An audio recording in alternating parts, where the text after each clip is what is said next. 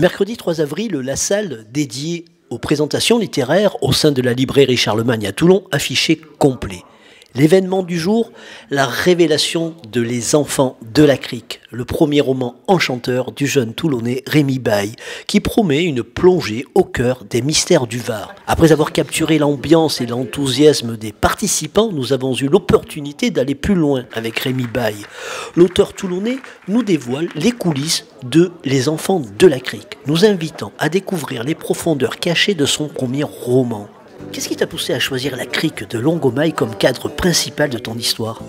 Alors la crique, c'est en fait pour moi le lieu où tout se passe finalement, le lieu où se rencontrent les éléments, la vie, la pauvreté parfois de l'existence et son immense grandeur. Et donc en fait c'est pour moi finalement le lieu où se rencontrent un peu toutes les choses, c'est un tout en fait la crique. Les personnages de Nine et Coco sont très vivants. Te sont-ils inspirés par des gens que tu connais ou sont-ils nés de ton imagination? En fait, ils sont inspirés au départ de personnes que je connais, mais très vite, en fait, les choses se font que un personnage ne peut jamais être la retranscription pure de quelqu'un qui existe. Et donc, il y a ces premières idées, des choses qui nous font penser parfois à une personne, et après, on évolue et le personnage devient un peu autonome. Donc, il y a quand même un point de départ, mais l'arrivée n'est pas du tout cette personne-là. Sinon, ce serait peut-être difficile et assez désagréable parce que l'imagination jouerait à rien là-dedans. La crique joue un rôle crucial dans ton récit.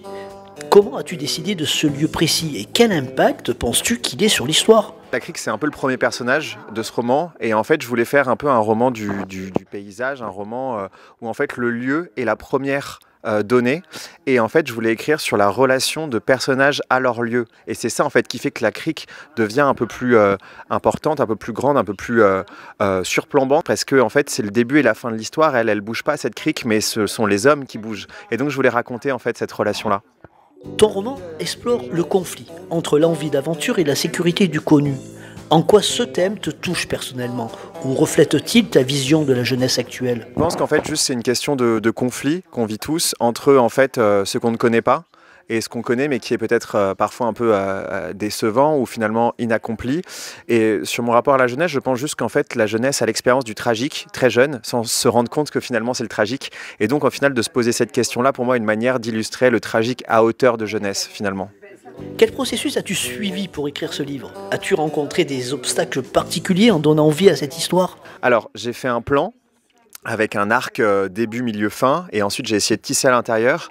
Les obstacles, peut-être, c'est plus quand à un moment on se réveille un matin et qu'en fait ça ne marche pas, l'écriture ne vient pas, et on remet tout en question. Comme c'est mon premier livre, parfois peut-être un manque de confiance sur la réussite à arriver au bout.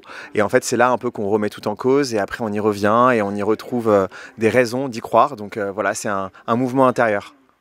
Quelle réaction as-tu reçue depuis la sortie du livre? Y a-t-il eu des interprétations ou des retours qui t'ont particulièrement marqué ou surpris? C'est un peu un livre qui est à tiroir et que chacun y voit un peu ce qu'il aimerait y lire, parce qu'il y a beaucoup de questions, beaucoup d'enjeux qui sont mobilisés dans ce livre.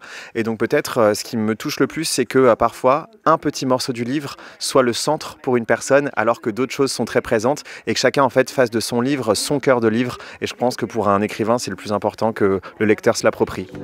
Si tu veux que les lecteurs emportent une chose de Les Enfants de la Crique, quelle serait-elle? Je pense que le monde entier donne beaucoup de choses, il faut savoir le recevoir. Y a-t-il des auteurs ou des œuvres qui t'ont influencé dans la construction de ton propre style?